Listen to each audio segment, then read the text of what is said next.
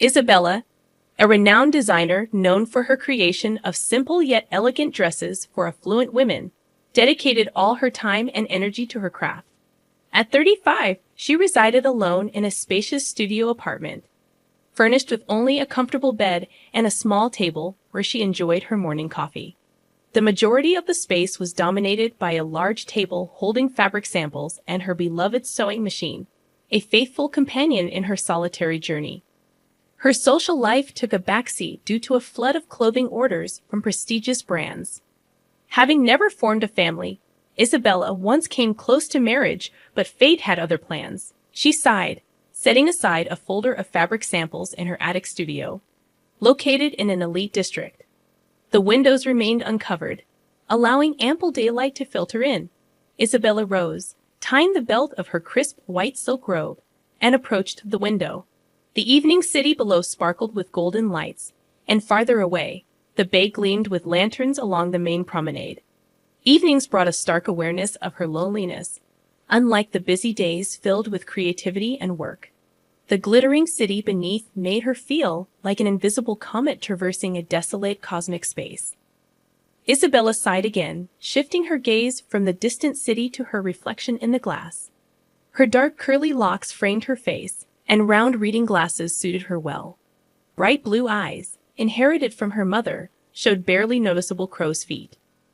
Isabella still possessed the beauty of her youth, often surprising others who assumed she was no older than 28. However, she believed such compliments were mere flattery. Looking into her own eyes, Isabella saw the echo of years spent in solitude, feeling akin to an ancient crone. Initially, she fought against this feeling, attempting to combat loneliness by donning a long black dress and wandering among brightly lit expensive storefronts or dropping into noisy bars. There, she would order lemonade, immersing herself in the music that once brought joy when shared with Javier, her fiancé. Memories of Javier's lively face and chestnut eyes filled with love haunted her, yet she rebuffed attempts by others to introduce themselves during her outings. Eventually, the walks became unbearable, leading Isabella to abandon evening excursions altogether. Instead, she immersed herself in her work, watched black and white movies, read, or doodled in her sketchbook until the late hours. Isabella ran her hand through her hair, pushing away memories. Turning from the window, she glanced at the wall clock. A gift from designer Hugo Martinez, its black and white dial showing 10 minutes to 10. Another call was imminent. The unraveling of Isabella's story began 7 years prior, a few months after her failed wedding. Suffering from the sudden disappearance of Javier, her fiancé, on their wedding day, Isabella mourned deeply. Taken in by her sister Mercedes and her husband, Isabella spent days staring blankly at the floral pattern on the wallpaper in a small room under the roof. It was in that room, as night approached and darkness enveloped her, that something peculiar occurred. Her unlit room became a canvas for disjointed images from the past. Memories of laughter, discussions of dreams, and promises of love flooded her mind. She vividly recalled the first date, walks in the park, and evenings by the fireplace. The room echoed with the chime of the old family clock striking 10, coinciding with the illumination of the room by a cold bluish-white light. Her mobile screen lit up with an incoming call from an unknown number ending in 49, the same numbers associated with the house on San Martin Street, where she and Javier had planned to build a life together. A tear rolled down Isabella's cheek as the call ended, only to be followed by the same numbers lighting up once more. Intrigued and somewhat apprehensive, Isabella answered the persistent call, her heart pounding.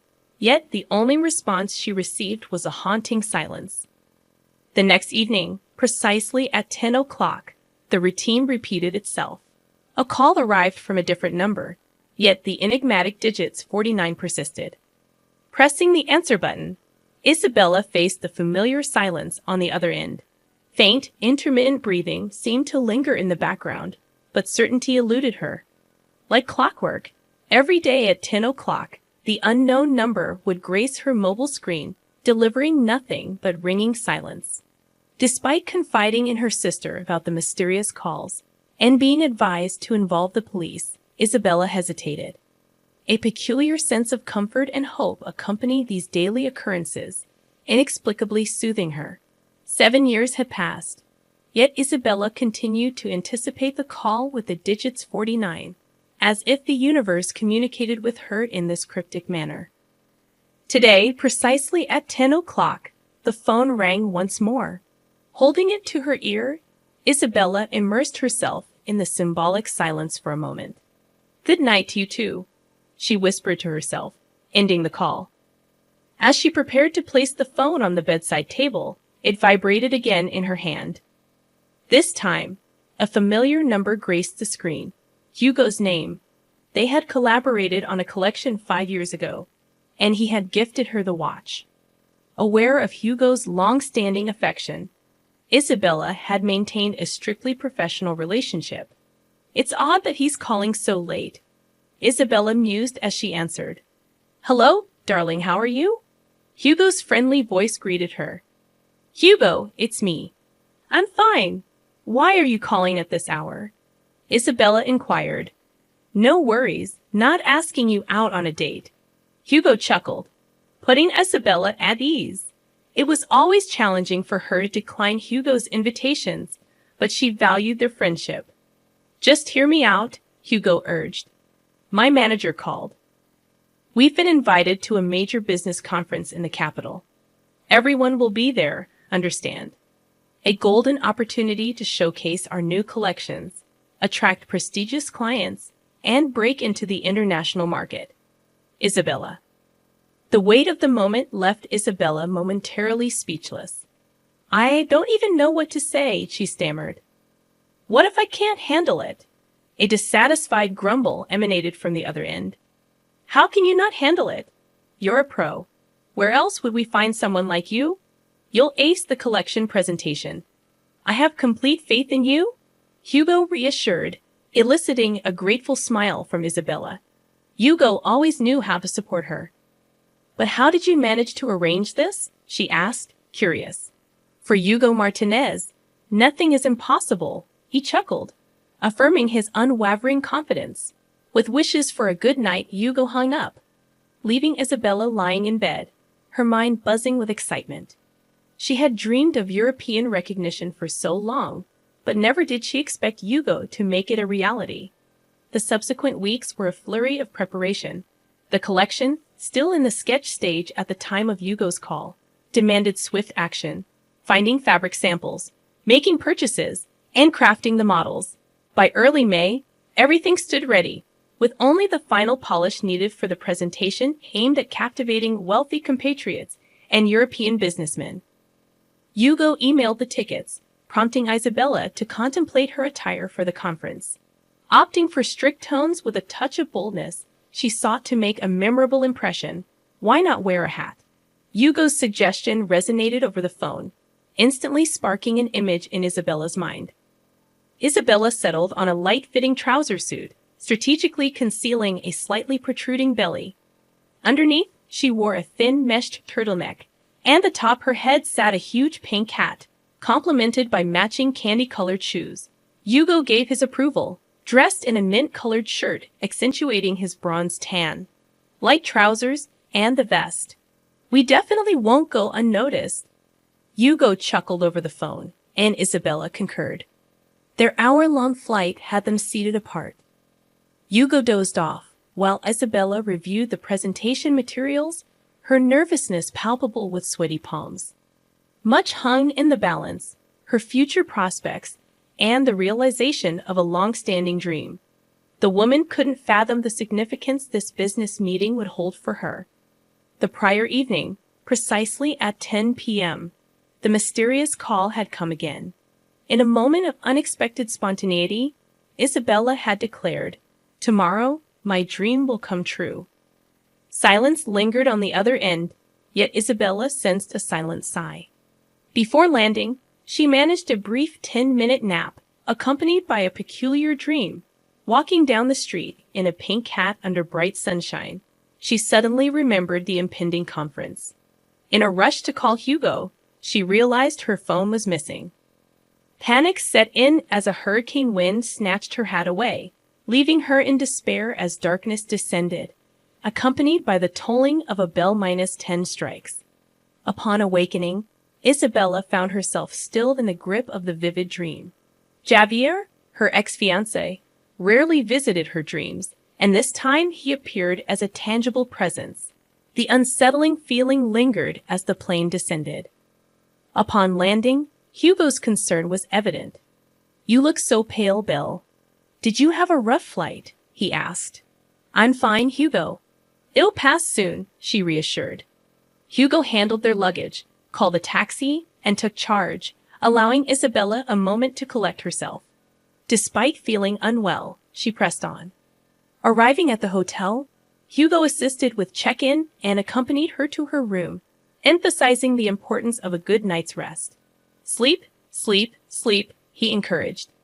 Isabella, still in the throes of her emotions, entered her room, showered, and nestled under the fluffy blanket. At 10 o'clock, the anticipated call never came.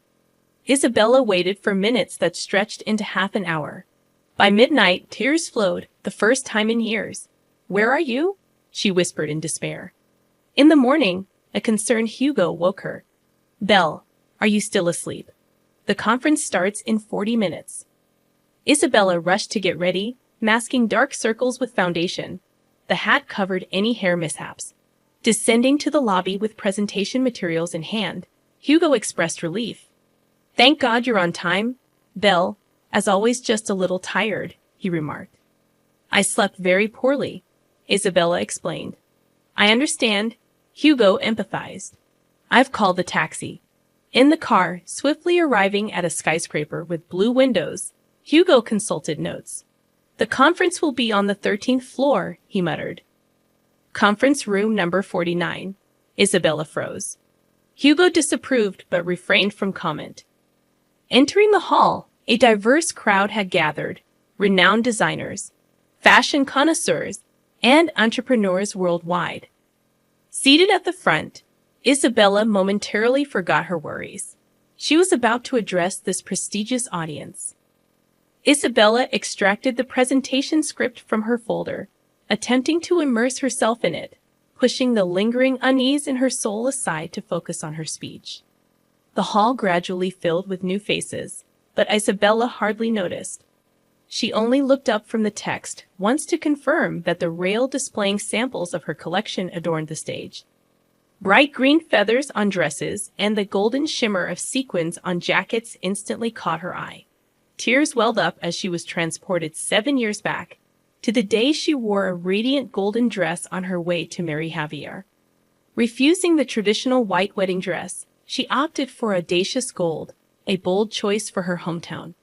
But in that moment, all she could think about was Javier and the eagerness to become his wife. Hugo's gentle squeeze on her elbow snapped her out of the grip of memories. "Belle, you're next," he whispered, and Isabella nodded. Taking a deep breath, she heard her name amidst applause, stepped onto the low stage, and faced the sea of camera flashes. As Isabella composed herself, ready to begin her presentation, something disrupted her focus. Her heart pounded desperately, and her head spun. What was causing this sudden fluster? Scanning the audience once more, she locked eyes with someone familiar, intense brown eyes belonging to the dearest person in her life. Transported back 7 years, Isabella recalled the limousine's stop at the church, stepping out in her luxurious golden dress. Her sister adjusted her hair as they ascended the wide staircase. Her father blessed her, kissed her forehead, and the doors swung open. The hall, however, greeted her with confused and empty stares, devoid of smiles or joy. Descending the memory lane, Isabella remembered the funeral-like atmosphere, the distant cries, and the shock of learning Javier had gone missing. A week later, they discovered his bloated body in a lake. Isabella turned to designing dresses as a way to cope.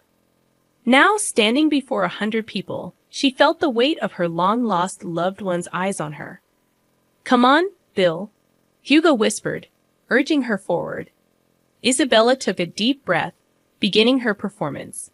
Yet, despite her will, Her gaze wandered.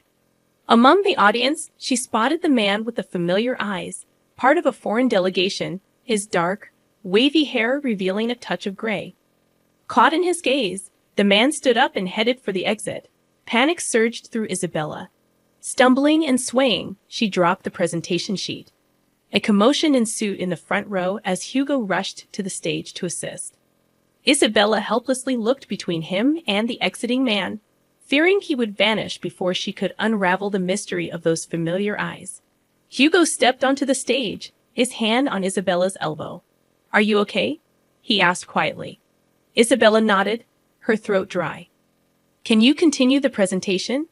Hugo inquired, but Isabella's attention was fixed on the man by the exit, intent on leaving. "Wait!" Isabella shouted, rushing towards the exit. Ignoring Hugo's words, her pink hat fell to the floor, but she paid it no mind. The man reached the elevator, and Isabella followed, slipping inside just in time. "I must seem crazy, but you look so much like someone dear to me, someone who passed away 7 years ago," she explained, her voice barely audible. The man lifted his eyes, and Isabella's heart froze. It was Javier, or someone who looked exactly like him, his gaze filled with tenderness and love, tinged with guilt. "Bill, how I've missed you," the man whispered, embracing her tightly. Tears streaming down her face, Isabella clung to him. "Where have you been all this time? Why did you leave me?" she pleaded. "I'll tell you everything," Javier replied softly, running his hand through her hair. The elevator doors opened, and Javier led her to a waiting car around the corner. Isabella sat in the passenger seat, Javier behind the wheel, and they drove off. It felt surreal. Javier's hands on the wheel, the dark hair on his wrists. "I saw you in a dream on the plane," Isabella sighed, struggling to grasp the reality of the moment. "I saw you in a dream every day throughout all these years," Javier confessed quietly. Parking in a narrow alley, he turned to her. "Forgive me, Bill. I couldn't do otherwise," he said. As Isabella leaned forward, suspicion crept in, but Javier gently asked her not to interrupt. "I couldn't put you in danger, Bill, so I staged my own death," he confessed, causing Isabella to burst into tears. "How could you, Javier? How could you?" she asked. "I almost died of grief when I found out you had drowned. I almost went crazy. And all these years, why did you leave me for so long? Why didn't you get in touch? It would have been enough just to hear from you," Isabella questioned, her emotions pouring out. "All this time, I had to hide. You can't imagine how dangerous they are, Bill. Yes, I was afraid for myself, but most of all for you," Javier explained, his eyes reflecting the weight of his hidden struggles. "I called you every evening." Isabella was thunderstruck. "So it was you," she sighed, her heart flooding with mixed emotions. Javier gently stroked her cheek, his touch a balm to her soul. "I thought about you every minute of every hour of every day of mine. I missed you so much, my love." Isabella nestled against him, her voice filled with longing. "Me too. But why didn't you call yesterday?" she asked, puzzled by his absence. "I was on a plane," Javier simply replied, his eyes filled with warmth. "And I knew that tomorrow I would finally see you." Isabella moved away slightly, her gaze searching his eyes for answers. "But why did you leave all these years? I've been following your success. When I found out you were going to participate in the biggest business conference, I suggested to my company to become your investor. I really wanted your dream to come true. When you stepped onto the stage in your enchanting outfit, I almost went crazy with the desire to touch you, but I couldn't approach. I didn't want to ruin everything by disrupting your presentation. I never thought you would notice me in the audience. I was afraid of breaking your life again. You've come so far, become famous nationwide. There was no room for me in your life." Isabella shook her head, tears brimming in her eyes. "Career could never replace what I've lost. You've always been everything to me." "Oh, Belle," Javier uttered, salty drops rolling down his face, revealing the depth of his emotions. Isabella held him close, feeling his vulnerability, a familiar sensation stirring within her, a longing to care for him, to ease his burdens. "What will become of us now?" Isabella whispered, her voice trembling with uncertainty. "I don't know. I'm free from them now, but it's not certain." In this business, you can never be 100% sure. I'm afraid it's still not safe for me. Isabella squeezed his hand, her heart heavy with worry. I don't care. Life without you doesn't make sense. Javier ran his hand thoughtfully through her hair, contemplating their future. Are you sure? He asked softly. Isabella nodded without hesitation. Javier sighed, pulling her closer, his touch reassuring and tender. Then he kissed her, a promise of a new beginning, and started the car, embarking on their journey together. From that moment on, they never parted ways.